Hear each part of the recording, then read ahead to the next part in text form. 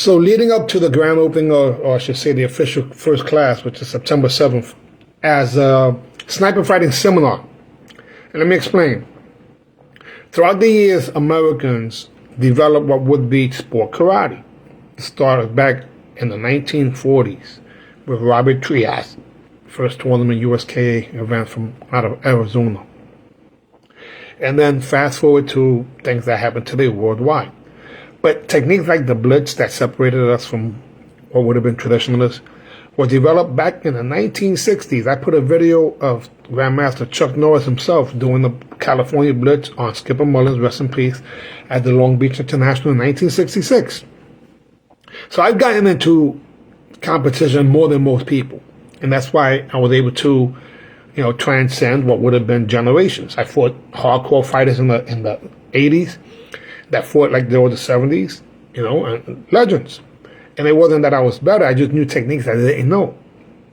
Recently, there's a video going on that I actually shared when I got my jaw broken with Billy Blanks, and that's become like a big thing, getting tens of thousands of views, if not more, and people putting their opinions. I haven't responded to that as of yet, but it was the best thing that happened to me. It was a sport that literally was dangerous, and the same way I got my jaw broken, Mr. Blanks that year got knocked out twice. And also a bunch of stitches over his head. It was just a different game. Now, I'm not fighting with anybody who competes today, because the fact of the matter is that it's not your fault because you don't know the history, but your instructor doesn't know the history. Most of the guys have no freaking idea that taking people out with one technique was more than possible. Anyhow, as an instructor, curriculums are very important. In most schools, you see they have a curriculum when it comes to the self-defense. They have a curriculum for their forms. They have a curriculum for maybe motivation, maybe not. But they don't have one for sparring. They do drills. And it's sad because today everyone does the same thing. So I did a sparring seminar a few years ago, and somebody afterwards said to me, that wasn't a sparring seminar. I'm like, wow. It wasn't offensive. It was just shocking to me how incompetent people really are to the facts. Most martial arts instructors don't know how to bridge the gap. They know how to kick and punch, which I consider, or even now, they got ground zero, which is the floor, right? Range number 1, which is elbows, knees, throws. Range number 2, which is punching. Doesn't matter what form of punching. Range number 3 is kicking, doesn't matter what form of kicking. But range number 4 is a sniper range. It's a range where none of those weapons can actually touch you. But we can bridge a gap a lot faster than most people because of the fast twitching muscles that get developed. So the point is that most instructors didn't really like their students to compete because the students didn't win. And it wasn't because the students weren't good. They just didn't have the information to be able to do these things. So I got to give credit to Billy Blanks, and rest in peace to Steve Nasty Anderson. Billy taught me how to blitz. Nasty Anderson taught me how to do the dive bomb. Today, people think the dive bomb is the blitz just because they're bridging the gap. So I had to really think about what it was that made these martial artists, martial being military, and art being strategy, or what would be creativity. And I realized back in 2013 that the people who could take you out with one blow were like snipers. And sometimes it was a kick, sometimes it was a punch, sometimes it was a sweep, sometimes it was the psychological warfare, because they used to intimidate you, at least try to. And I said, wow, what would happen if we went back in time to when they had more spectators and even more prize money, and they gave respect to adults? Today, everything's run by children. The parents actually dictate who should be on stage, and little John, who's 10 years old, he has the 5-year-old kid that looks up to Johnny, who's twirling, a little freaking stupid thing like that. And then they try to convince you that that's martial arts. Dumb shit. So it's insulting to me, because I know better. Now, from an instructor's standpoint, I'm getting ready to open up the school, and literally, I'm listening to all these organizations of how to increase your student count and marketing. None of them talk martial arts. They're just talking about business and money. And I hear that people are part of masterminds, and they're doing the same thing too. They're talking about business and money, not the business of having the best students possible. Having the best students possible is where the money's at. No bragging here, but it's the fact. When we competed in tournaments, we ransacked through the majority of the divisions, from seniors to children and everywhere in between. In the grand championships, most likely one of my students, if not myself, or multiple students. This was back, 30 years ago now, but it was done, historical fact.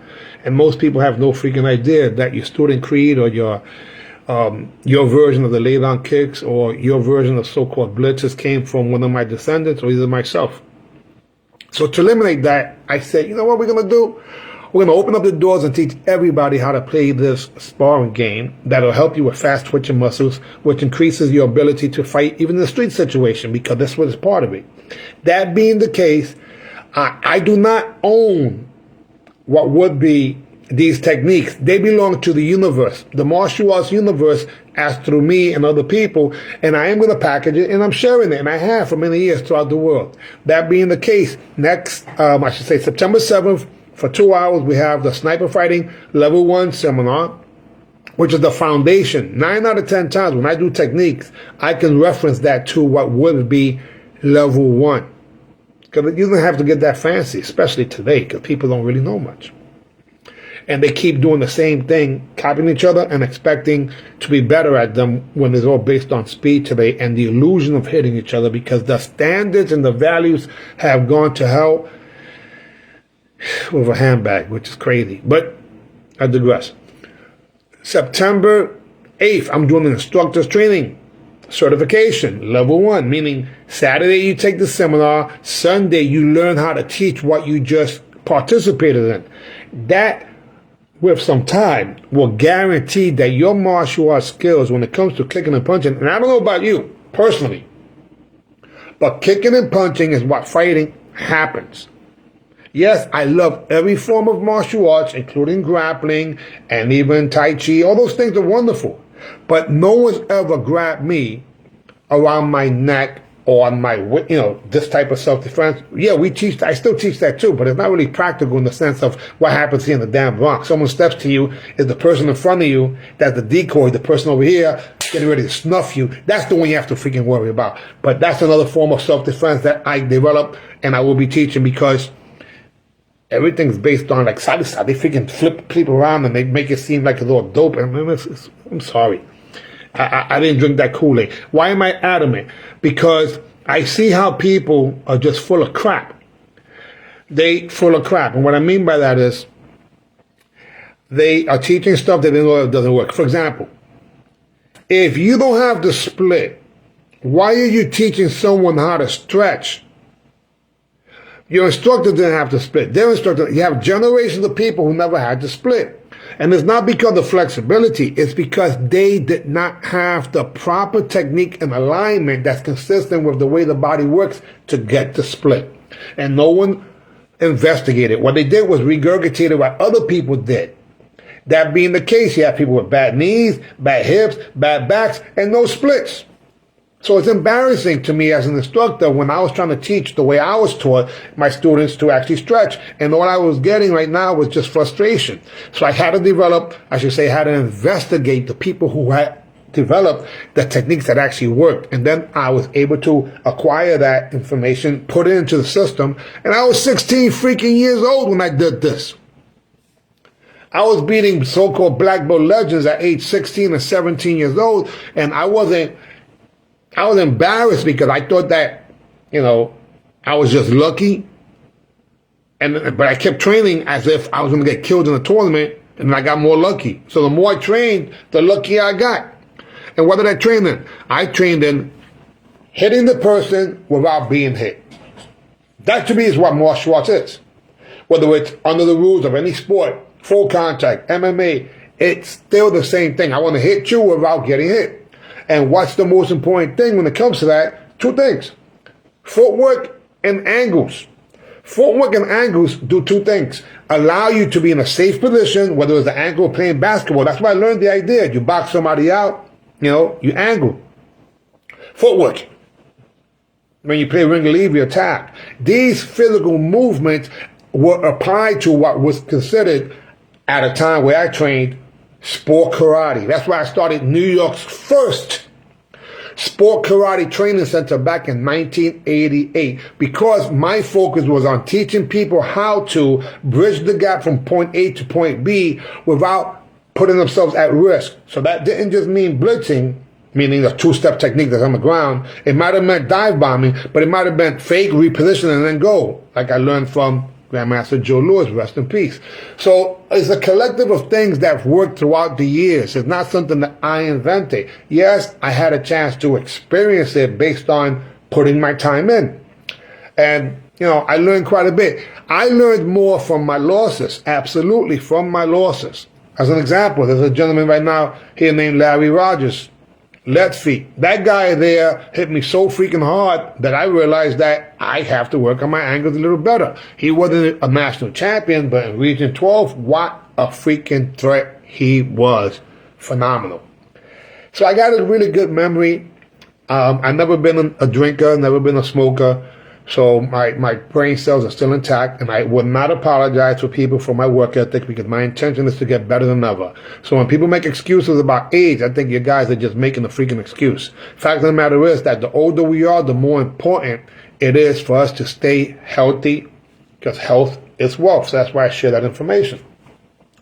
But getting back to instructor certification, my goal is to have 100 people, and we will, 100 certified instructors nationwide, to be able to create the foundation to the Unified Martial Arts Network, UMAN. Yes, there's competition in UMAN there, and you see the sniper fighting logo there also, but the fact of the matter is that this is going to be the rating system.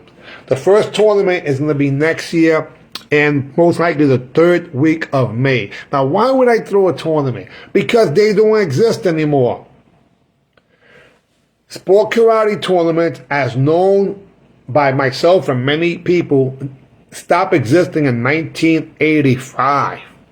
That's when they got rid of the sweeps. That's when they started adding a 2-point kick by 1986, and the destruction of it came from sponsored team Budweiser. That's when everything changed. And that was the year I got my jaw broken. Yes, I was in Madison Square Garden. Yes, it was on ESPN TV. Yes, the grand champion was $2,500.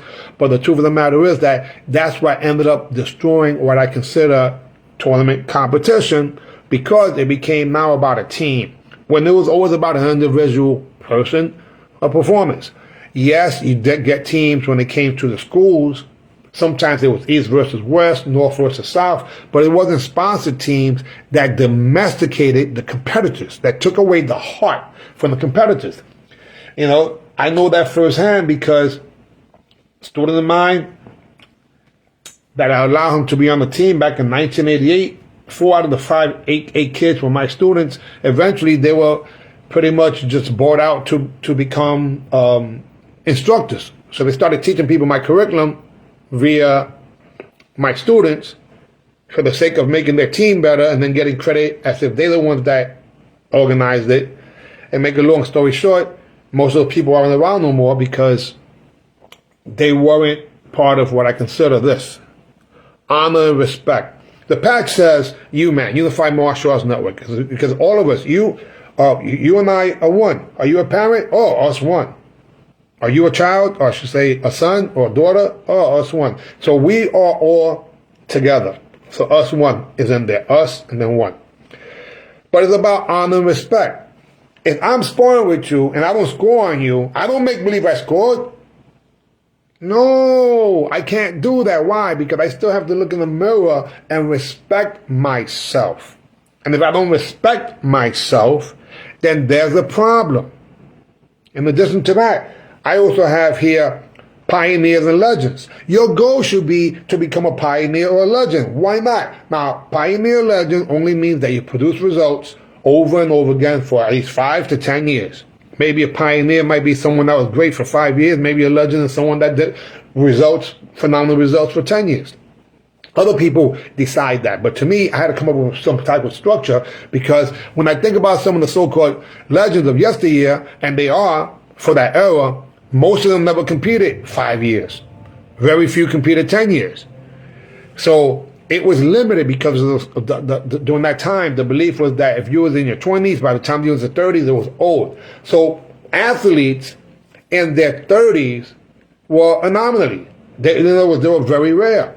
And the truth of the matter is that today is a different game, but when it comes down to it, there's a lot of history of sport karate, or what would be point karate, that most people just don't know. And since I was in the middle of a lot of that stuff and revolutionized things that you guys may not know, because behind the scenes, I was always speaking to the so-called powers that be, figure they were the promoters and we were the competitors. And as a competitor, I wanted to share the information with the promoters to make sure that all of us benefited. As an example, I believe that every martial arts tournament should have been a joint venture financially with the school owner and the competitor and what would be the promoters, because realistically, that's what it was. A promoter needed money and we took them, our students. Whether they had a positive or negative experience doesn't matter. The transaction financially was just one-sided, so it was like a charity. But the fact of the matter is that the school owner created what would be that event's success. So they should be able to reap the rewards based on their commitment also, get their cut out of the damn deal. And that's why I structured the U-Man way back in 2008 when we threw the U-Man tournaments. My point is that there are ways to really make this thing work, but the quality of the martial artist is the most important thing. Sniper fighting seminars and certifications, something that I've been doing for many years. Raymond, actually, when I met you, sir, I believe it was at a seminar I did way back when, near Philadelphia. So my point is this: the quality of martial arts really, it depends on the instructor teaching the students. Now, we know the children today are not the same. We know that because of diet and lifestyle, ADHD and autism is running rampant. We get that. However, teaching literate is the key, not illiterate, or I should say, people say that children have learning disabilities. I shouldn't say that. I taught children with Down syndrome, muscular dystrophy, and you name it. I had to learn how to teach them. Visual, auditory, kinesthetic. If you use those three accessing cues, it's the foundation to what would be increasing someone's quality of information for them to be able to physically do it. But sometimes intellectually people know how to, they understand stuff, but they don't have a physical exercise to make them acquire that result. So I came up with ways. I teach people how to throw the kicks while laying down and aligning their body. They don't throw a kick, they squeeze the trigger. No, they squeeze the muscle, which is similar to squeezing the trigger. Hence, martial arts is military. Military, you have a sniper, and the sniper is part of special forces, and the special forces sniper is the most important person on that team, because you can't get in or get out that mission without that sniper. Most people don't compete in martial arts tournaments, and I don't blame you, especially today, they don't exist. But what would happen if for some reason you, 3 months from now, was going to compete in a tournament that was consistent with the way you believe it should be? Every technique is 1 point, the sweep is allowed as long as there's a follow-up, and all you really want to do is have a friendly game of Kia, meaning to work on your timing, your tempo, your distance, your flexibility. Have fun, damn it. Have fun. I look at martial arts schools and I see how they teach, and I'm saying 2 things I see. 1, the students suck. They suck, I'm sorry to tell you. They don't even know how to tie their belts. Like people today with videos, they still don't have, their students don't know how to tie a belt. And people say, what's so important about that? Well, if martial is the military, in the military, you gotta be freaking dressed proper, and your bed should be fixed even before you leave, the barracks. But the point is that the high standards of every explicit detail is the most important thing. As a parent, that's what I want. I want help with someone to help me get my son or daughter to clean their freaking room and be accountable. So you are extended family members as an instructor to increase the possibility of your children and grandchildren and so on and so forth to do the right thing. I don't teach respect. I teach self-respect. I don't teach discipline. I teach self-discipline. I don't teach control. I teach self-control. It's personal growth. Okay, that's the mindset. And some people are pretty good at teaching that. However, when it comes to, how many of you right now can do the finger split? Then why the hell you teach people how to do something that doesn't work? Because that's called tradition. We've been doing that for a long time. And I would have been part of that whole thing too. But the fact of the matter is that realistically, it's not what you're supposed to do. You're supposed to lead by example. I feel a whole bunch of what I would consider pressure because I am right now, presently, my body is more like I should be teaching sumo because I'm 230 freaking 2 pounds today based on stress and a whole bunch of different things, but it doesn't matter. Once I get in there to teach, I'm a lead by example. People used to say to me, how in God's name can you, with 300 plus students in one location in the Bronx during the 1990s, how do you get a chance to train? I was like, what the hell they were talking about? I demonstrate when I'm training. I demonstrate myself, so I'm actually working out also. And that's what it's supposed to be, lead by example. January 10th, I'm going to be 59. I'm not sure how high it's going to go, but on that day, I'll go live on location and see how high I can throw that kick that I've been known for because it's been years. It's been years. Then I put videos of people in their 70s, 80s, 90s doing some incredible stuff. Why? Because we actually can. Do you know that you can be better than you ever have in your entire life? Ever? And there's nothing wrong with that. Actually, that's exciting. If you make some shifts in what would be even lifting weights, you're not supposed to do chest, shoulder, tricep, back, bicep, legs. Not after the age of 40. It's high intensity interval training, that hit thing. And I can honestly say that I did that wrong for a long time. So I'm excited, but you got to have a reason to be excited. Why am I excited? I get a chance to touch some future pioneers and legends in martial arts when I'm teaching. Someone trains with me for a freaking year, I'll challenge that compared to somebody training with somebody else for 4 years. Because I teach things that work. And if you go see my operation, motivation is the key. Motivation, not dictation. Not dictation or being a dictator. Not intimidation, but motivation. But then from the motivation, which is a good start, you have to give people accountability. Give an example. A child's 3 years old. He comes to my school and I say, hey, are you a baby or a big boy? I'm a big boy. Oh, okay, well, this is the way big boys stand. So first I identify with the child, give them an example of how it should be, and then give them the power. But it has to be pain-pleasure principles as we learn in neurolinguistic programming. And what's that? If a child does not do what he or she is supposed to do, instead of giving them push-ups, which people take an exercise that should be positive and make it into a negative thing by getting push-ups, because the instructor did that, the instructor did that, so on and so forth. No, you give them an accountability and ask them a question. Okay, if we had a book on martial arts, should the techniques be like this? No, sir. How you want your book to be? Good, sir. So who's responsible for your techniques? We are, sir. What were you born to be? A winner, sir. A winner. There's a lot of affirmations and a lot of energy and a lot of things that throughout the years I developed and other people shared also. For example, when you bow, what does that show? Respect, right? The quality of your bow, what does that show? That's self-respect. And that's the difference. When most ads that I see, they do the same thing. Doesn't matter what year it is. Confidence, focus, controls, And I'm like, I don't teach confidence. I teach self-confidence. Confidence is when someone, or control. Control is when someone says, do something and you do it. That means they're controlling you. I don't teach that. I don't teach people to be puppets.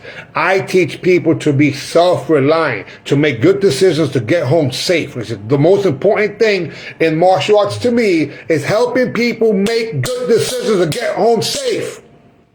That's it.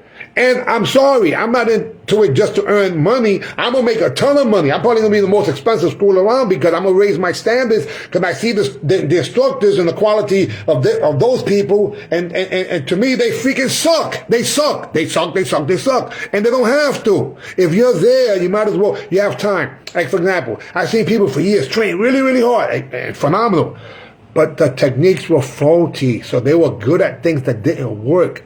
Then I would show them 2 or 3 techniques. They went, wow, that makes sense. And then they became phenomenal at that. Why? Because it's a formula of success that actually works. It works. And there are many approaches to things. However, we get caught up. Again, I'm speaking to people about having this youth martial arts school, and I'm thinking, man, maybe I'm out of the loop. I know what I used to do, and I'm thinking they're doing some nuclear physics now. No, my gosh. It's almost where, do you know the number 1 car company in America was like 1890 something, and those the United States, the American car, electronic car company, something along those lines. In other words, that technology has been around a long time.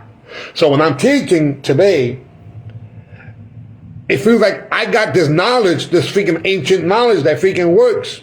Even how to run your successful martial arts school. Successful martial arts school. What are you supposed to be? You're supposed to be a community leader. So you have to go meet the people, not just go into that town, extract the income, and get the hell out of there. That's not what it's about. You have to become one with the village.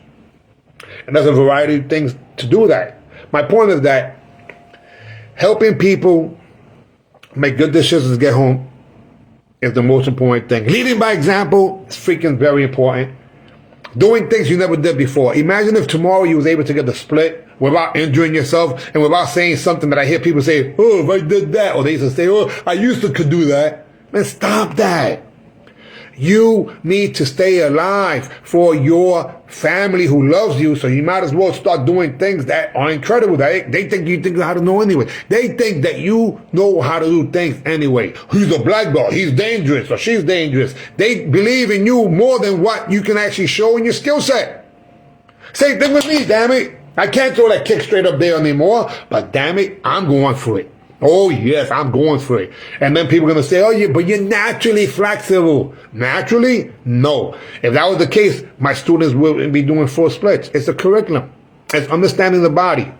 Instead of stretching this way, when you sit down and put, we stretch from the top. See, we go from the top. Your hips are like shoulders. You go from the top. And you guys who participate in these seminars, I've shared it for free for years. The horse stance, but with your knees out, align your hips, knees, heel, head in one alignment, and that'll combine with gravity. It'll help you go down into the split. I had to share this information because, again, sniper fighting certification, only 100 instructors nationwide or worldwide, because I'm going to actually do it virtually too. And then we have the tournament circuit that starts in May of next year. UMAN, Unified Martial Arts Network. And I'm going to teach these monthly on location and via Zoom, because sport karate or competition karate or tournament karate or sniper fighting, as I call it, has so many benefits to it. Fast twitching muscles being developed from a distance is incredible because it just changes the game. If someone's in kicking range and you're out and you're in sniper range, they can't touch you. If you can bridge that gap while still being out of the line of fire, that right there is footwork that's phenomenal. The only form of martial arts that teaches footwork similar to that is Filipino martial arts, FMAs, or Kesilat. These are the styles that work in the streets and guerrilla warfare, but at the same time, the footwork works for hitting somebody. And it's not a game of tag. I hate when they say that, because tag is like this, you're it, and that's why they do that. So they think it's a game of tag, that's why they slap at each other. No, what it is a simulation of what would be a real fight. However, you're not allowed to physically do those things that in your mind you see you could have done. So when I throw a back fist at somebody, I throw a finger jab. Yes, I threw a finger jab. I elbowed them when I followed through. I kneed them. I stomped them on their throat, and I got out the freaking door to get home safe. So you get so many benefits from the fast twitching muscles and understanding the distance. So when you're in the range where people are throwing punches, you're like, I'm not going to be here. Why? I'd rather be over here. And then when they get into the distance, boom, you hit them. That's point karate. And that's the way, even right now, Mayweather, he crosses his arms like point karate fighter. The so-called Philly shell. We've been doing that freaking for years. He shifts his body, comes right back. That's a reverse punch. Man, so many benefits from what would be the movement. But what happens is this. We learn martial arts. We're going to the left. What they make you do? Move the right foot and then throw the kick. In other words, the techniques are faulty because if you go into the left in basketball, you move the left foot and then the right foot, and your feet never come together and you don't cross your legs. Now, I've done the videos and people say, oh, he's teaching people to cross the legs. Hey, idiot. From a distance, when you're repositioning, you can even take your guns and put them down because the bullets don't reach, meaning the army's moving. And everyone has a great opinion on kicking, and they can't kick for shit. Stretching, but they can't freaking stretch. How to run a successful school, but they freaking teaching the PAO, YMCA. And how to fight, and they've been freaking nothing but judges. You can actually do all those things, become a martial artist who, in your later years, got better than what you were in your younger years based on the discoveries that you made that produced the results that were easier to do because they were consistent with kinesiology, meaning how the body moves, using the elements of the world, meaning posture, breathing, and gravity. That's what helps you get to what would be the split. The opposite is true. When you pick up your chamber, gravity is going to be fighting against you, which increases the strength and flexibility in the muscles that support the joints. The joints. And that's where we get messed up. Bad knee, bad back, bad hip. Yes, why? You jeopardize your joints. Why you jeopardize your joints? Because you followed Shihan, Sensei, that they walking around like Yankee Doodle Dandy. So you think maybe, to me, I got scared. I was 16 years old. I seen this guy who had an operation in his back. If he took a big chunk out of it back then, they were doing operations that butcher you. And I noticed that they used to first joke around and say, oh, all the jiu-jitsu guys walk around with canes. And then I started noticing, yeah, but all the taekwondo guys were getting knee operations and hip operations. And I'm saying, I don't want that. I know they didn't want that either. But if I do what they're doing, I might get what they're getting. And I didn't want that to happen. So all I'm saying is that there are options to make things actually work. If you literally want to do something you did, like when you was younger, you can still do it. It starts off, we started slower, but understand that your body can do some incredible things, and don't take age and use that as a reason why you can't do something. It's BS. Belief systems. If you believe that is true, educate yourself on options. So, for those of you who want to expedite, get the results a lot faster, that's why I put together the Sniper Fighting Instructors Curriculum 2013. You guys see, and this is when I started teaching it under that banner. Before that, I called it Real Sport Karate.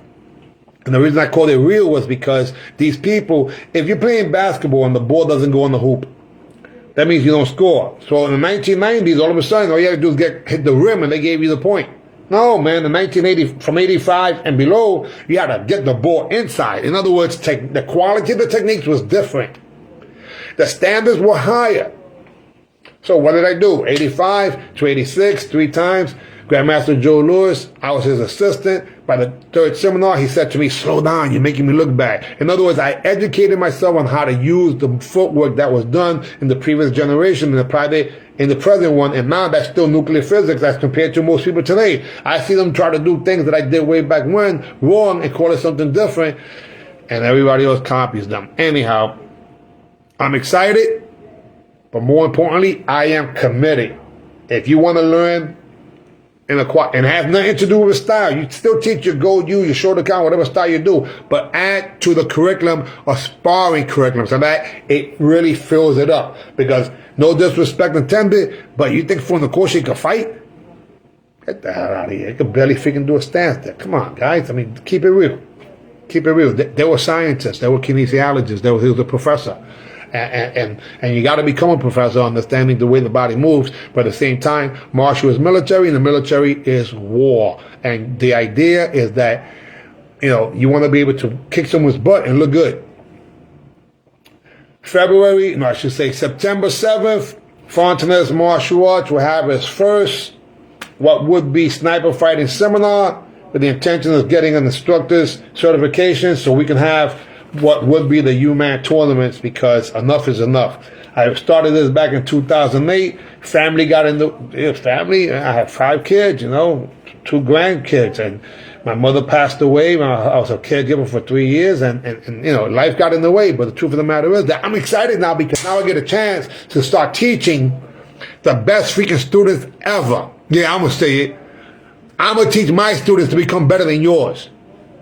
Because that's what it's supposed to be about. And you're supposed to try to do that same thing too. And we're going to challenge each other by going to a damn tournament and meet there. How's that? The way it should be. But I'll be competing too at different times to challenge you and your instructors. Because I still think that we got what it takes. Anyhow, thank you for watching, guys. I appreciate it. But the fact of the matter is that I really honestly believe that we could do martial arts better than ever. And we need it. Society has major problems. These children need us. But the children that are in their 50s, 60s, and 70s, they need us too. Children of all ages. We are in a battle against time to try to keep ourselves alive with a quality of life. That's why health is wealth, and exercise is just a part of it. Anyway, on that note, AB, see ya. Fontanez Martial Arts, 188 East 3rd Street in the East Village. Take it easy. Oh, what happened here? Oop, I made a mistake. Bye-bye.